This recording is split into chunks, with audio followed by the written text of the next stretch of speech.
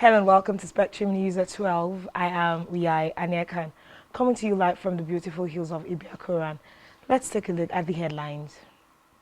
Buhari charges security agencies to ensure secure, prosperous Nigeria. Rivers State Governor dissolves cabinet, sacks chief of staff. Plus, Russian diplomat quits over Ukraine war. Details of these stories and more in a moment.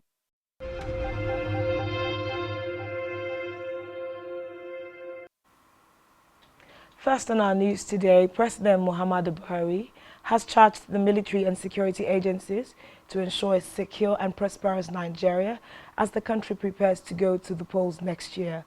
Buhari, who spoke in Kano at a ceremonial parade to commemorate the 58th anniversary of the Nigerian Air Force (NAF), said NAF has justified the federal government's investment in the upgrading of equipment and facilities in the force. He praised the Minister of Defense, Chief of the Defense Staff, and the service chiefs, as well as the leaderships of all the security agencies for the good work they had been doing in support of government's defense and security policies, while also tasking the security agencies to remain committed, steadfast and resolute as government pursued its objective of achieving a secure, peaceful and more prosperous Nigeria. Meanwhile, President Muhammadu Buhari has met the families of victims of the explosion in Kano to express his condolences and that of the nation. Describing the incidents as sad and unfortunate, the family members, accompanied by various community leaders resident in Sabongeri, Kano, including Chief Nicholas Ibekwe, the Eze Igbo, were assembled at the palace of the Emir, His Royal Highness Alhaji Aminu Ado Bayero, for the meeting with the President. President Buhari, who was on a short visit to officiate the Nigerian Air Force Day and 58th anniversary celebration, veered off the official program to start with a condolence visit to the palace. In a brief address, the President said he was extremely pained by the loss of lives and injury to many due to the explosion, adding that his thoughts and that of the nation are with the bereaved families, hoping the injured will recover fully at the earliest possible time. The Emir thanked the President for the condolences and commended him for providing a fair and just leadership. Meanwhile, Governor Abdullahi Umar Ganduje announced cash support in various sums for the families of the deceased, the injured and others whose property were partly damaged or destroyed. Away from that, Vice President Yemi Osinbajo has said that Nigeria is at a critical stage in history, which requires continuity in government to complete ongoing infrastructure projects being executed by the President Buhari administration. This is as the Borno State chapter of the All Progressives Congress (APC) has formally endorsed Osinbajo as the presidential aspirant, saying it would repay him for his good deeds with its votes at the party's forthcoming primary election. Osinbajo, according to a statement issued by his media assistant Laulu Akande, made the disclosure while addressing delegates of the ruling All Progressives Congress in Kebbi and Kaduna states ahead of the presidential primaries of the party billed for this weekend in Abuja. In another development, the federal government has said it is targeting local refinery of over 2.55 billion barrels of crude oil worth over 120 trillion naira in the next 5 years. The Executive Secretary of the Nigerian Content Development Monitoring Board, Simbi Wabote, made the disclosure during an interview with our correspondent on the sidelines of the ongoing Nigerian Content Midstream, Downstream Oil and Gas Summit 2022, organized by the board in Lagos.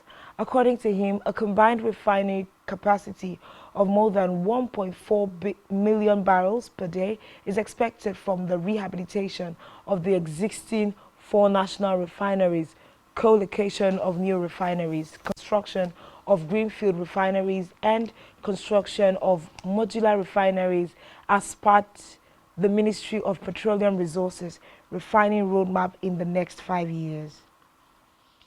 Away from that, the House of Representatives has announced that resumption of plenary has been postponed to June 7. This is as a result of the ongoing party primaries according to Nigeria. The announcement was contained in a statement issued by the clerk of the House, Dr. Yahaya Danzeria, in Abuja. Recall that the House had adjourned sitting to May 23rd to enable members participate in primaries after an emergency sitting on May 11th. In another development, the Federal High Court in Abuja has dismissed a suit by the Attorney General of the 36 states and the Nigeria Governors Forum seeking to restrain the Nigerian Financial Intelligence Unit from implementing its guidelines on local government spending for lack of merit. Justice Iyanako said this after studying the provisions of the nephew's guidelines. He was unable to see where the provisions contradict or conflict the provision of Section 7A and B of the Constitution. The judge further held that the guidelines did not contradict Section 162 subsection 8 of the Constitution, which prescribed that the amount standing to the credit of the local government council of the state shall be distributed among the local government councils of the state. The court also opined that the provisions of the nephew's guidelines do not contradict or conflict with the provisions of the fourth schedule to the 1999 Constitution, which prescribes the functions of a local government council. Earlier, the judge had struck out the name of the incorporated trustees of the Nigeria's Governors Forum from the suit for lack of locus standi legal right to institute the suit. Away from that, Rivers State Governor Nyesom Wike has dissolved the State Executive Council. Special Assistant to the Governor on Media, Kelvin Ebiri, who announced this in a statement, says the dissolution of the cabinet is with immediate effect, noting that the Chief of Staff to the Governor and his Senior Special Assistant Protocol have been relieved of their office. Governor Wike, in the statement, commended the members of the Rivers State Executive Council for their service and contribution to the development of the state and wished them the best in all their future endeavors. He instructed all the former members of his cabinet to hand over the most senior officers in their respective ministries. In politics, member representing Barkin Ladi, Riyom constituency in the House of Representatives, Honorable Simon Nwabukon, has clinched the People's Democratic Party (PDP) senatorial ticket for Plateau North District. Nwabukon, in a keenly contested election, scored 119 votes to defeat the incumbent Senator Isifanos Gyang, who scored 99 votes. Declaring the result, the returning officer Musa Elayo urged both aspirants to work together to ensure that the party emerged victorious in the secondary election. Meanwhile, crisis has hit the All Progressives Congress in Kaduna State, with one of the governorship aspirants, Alhaji Sani Shaban, protesting against the Congress, which produced 2,619 delegates. Reports say that the appeal committee for the ad hoc delegate congresses of the ruling All Progressives Congress in Kaduna State upheld the Congress while declaring the exercise as successful. Appeal committee, led by Tinuke Bedego Ogarinde, had said that the exercise was done by consensus in accordance with APC's elections guidelines and constitution, stating that no complaint was received before, during or after the congresses. However, Shaban, through his Director General Sani Shaban Campaign Organization, Chief Danladi Ephraim, kicked against the entire exercise. Addressing journalists in Kaduna, Ephraim said that contrary to the panel's assertion that there was no complaint or petition, the Sani Shaban Campaign Organization submitted a petition that the committee refused to collect. Still in politics, former Senate President Ken Nnamani has recommended the establishment of a bipartisan commission to tackle the security challenges in various parts of the country. Nnamani, who is also seeking to contest the presidential election on the platform of the All Progressives Congress (APC), made the proposal in Abuja when speaking with newsmen. Nnamani said one of the major problems the country is facing is insecurity. He stated that if given the opportunity, the first thing he will do is set up a bipartisan commission. Nnamani, however, expressed concerns over the ability of the present police force to tackle the threat, stressing that these challenges required modern training to be effectively nibbed in the bud. Back here, People's Democratic Party (PDP) in Akwa Ibom State yesterday conducted its primaries in Uyo, Eket, and Ikonokpene senatorial districts. The total number of cleared aspirants stood at 4, with 287 delegates accredited to vote in Uyo senatorial district, of which 272 cast their votes. At the end of the voting exercise, Aniek Basi emerged as the winner with 272 votes. The election primaries also held in Ikonokpene Senatorial District saw Barrister Emmanuel Enoidem pull 329 votes to emerge as the PDP senatorial flag bearer.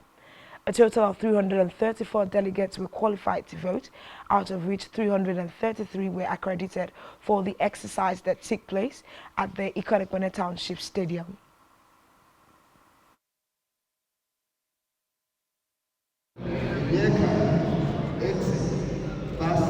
Has emerged winner of this very election with a vote count of 272 votes. So,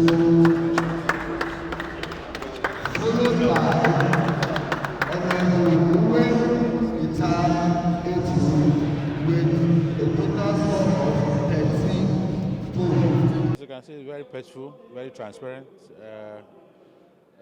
At the end of this exercise, everybody is living happy.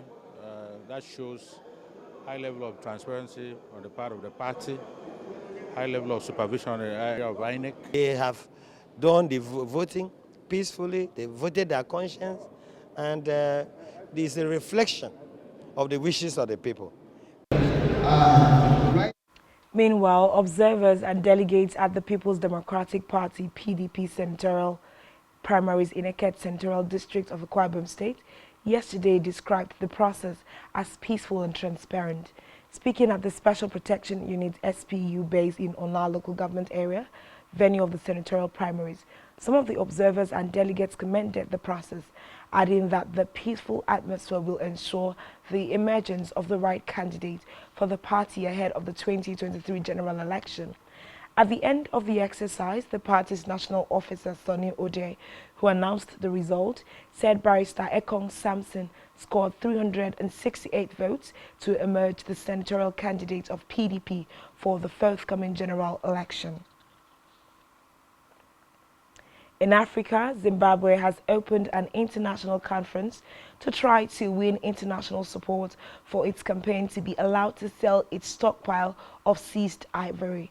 The three-day conference started at the Hwange National Park, the country's largest wildlife park, which is in southwestern Zimbabwe. Representatives from 16 African countries, as well as Japan and China. Recall that last week, envoys from some European Union countries, Britain, the United States and Canada were guided through heavily guarded vaults in Harare, filled with piles of elephant tusk to win international support for legal sales of the ivory. Meanwhile, Zimbabwe's efforts to sell that ivory is controversial, with many conservation groups opposing it, saying any sale of ivory encourages poaching of their parakeets.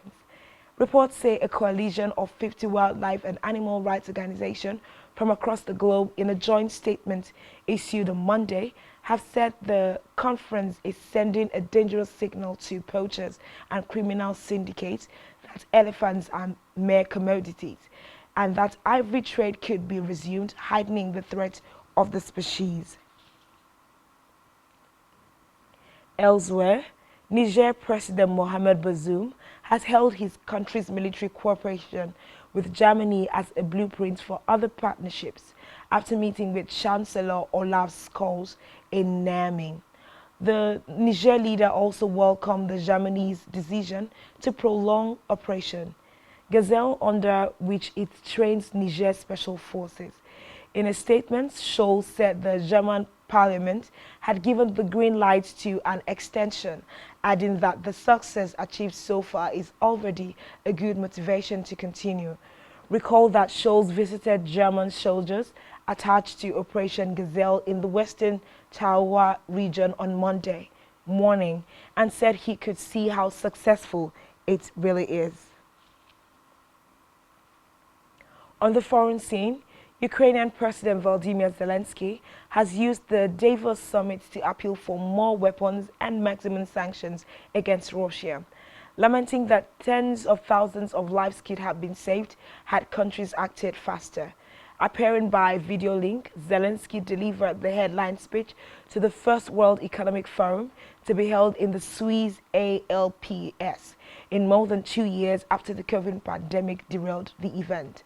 Zelensky, who called for an oil embargo on Russia, punitive measures against its entire banks, and the shunning of its sector, added that all foreign companies should leave the country.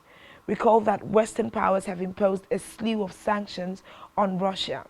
Russian business and political leaders who used to participate in debates and mingle with other A-listers at champagne parties were excluded from this year's gathering. More than 50 heads of state or government are among the 2,500 delegates at the WEF under the title History at a Turning Point. Away from that, a Russian diplomat in Geneva has left his job in protest at the Kremlin's war in Ukraine, telling diplomatic colleagues that he has never been so ashamed of his country. Boris Bondarev, a counselor at Moscow's mission to the United Nations in Geneva, wrote in a letter that he was leaving after 20 years in the diplomatic service, decrying Russia's invasion of its western neighbor. In the letter, circulated to a number of diplomatic missions in Geneva and seen by AFP, he condemned the aggressive war unleashed by Putin against Ukraine and the entire Western world. Still to come in the news. The Tigress captain bemoans FG basketball ban, says action disastrous. Do stay with us.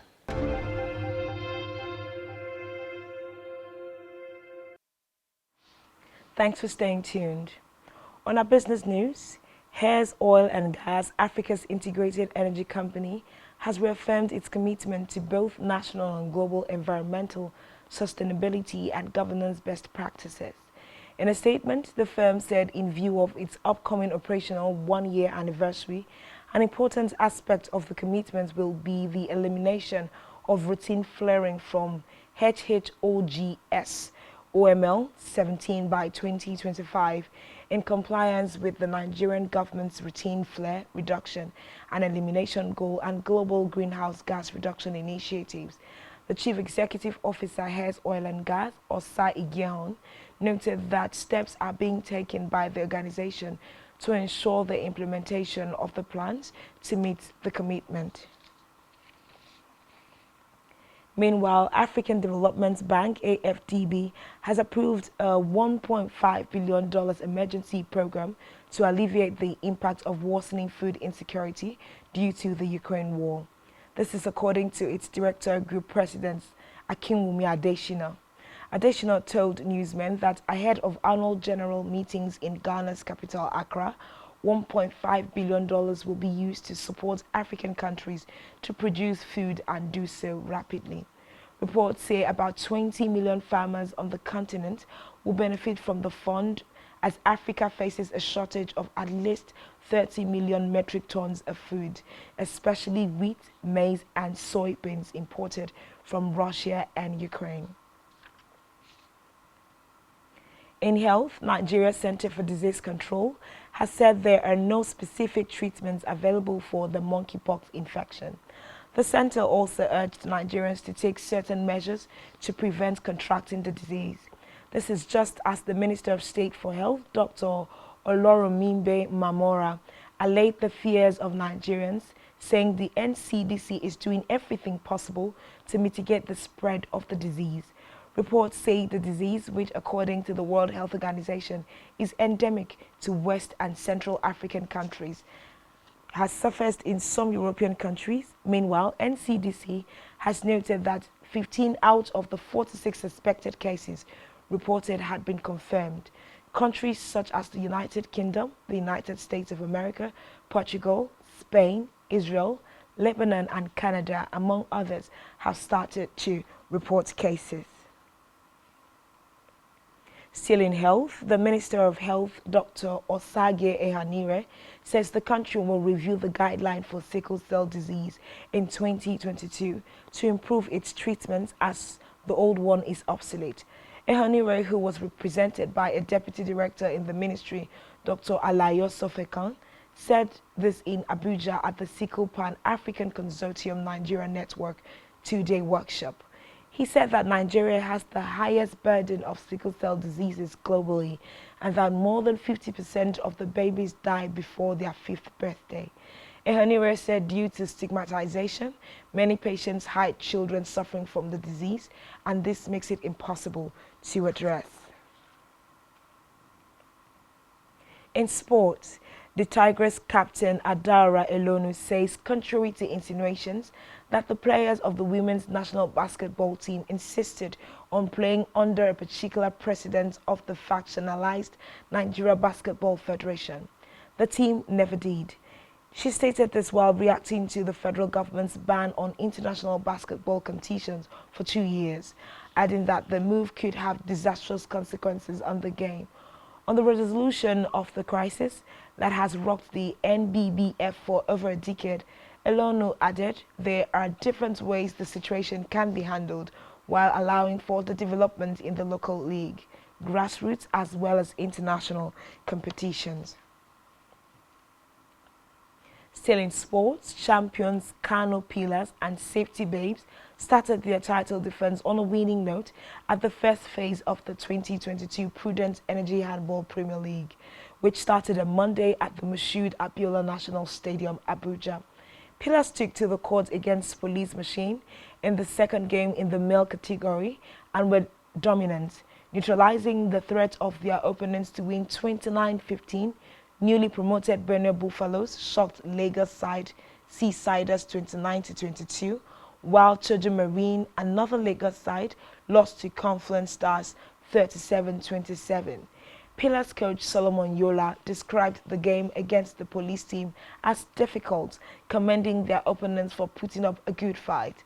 In the female category, Safety Babes defeated Seasiders Babes 37-26. Rima Queens beat Bendel Dynamos 32-29. In a cleanly contested game, while the Defender Babes walked over Kada Queens, who are yet to arrive at the venue due to security concerns. On our entertainment news, globally recognized Nigerian singer Ayo Balogun, popularly known as Wizkid, has announced the completion of his upcoming album, More Love, Less Ego. The Essence crooner made the announcement on his Instagram story as he also appreciated the contributors in the album. Wizkid told his fans that he made the album with lots of love for them. Still on entertainment, Nigerian music star Davido has congratulated Banky W over his victory at the recently held House of Representatives primaries by the People's Democratic Party (PDP). The singer took to his Twitter page on Tuesday, May 24, 2022, where he promised to support the singer-turned-politician. Banky W won the ticket to represent Eti-Osa federal constituency in the House of Representatives under the PDP in the primaries, which took place on Monday, May 23rd. The music star scored 28 votes to defeat his opponent, who scored 3 votes. And that's all we have for you at this time. Do ensure to follow us on social media and subscribe to our YouTube channel, all of which you can find on our website, SpectrumTv.ng. You have been watching Spectrum News at 12. I am Uyai Anyeken. Thanks for watching and do enjoy the rest of your day.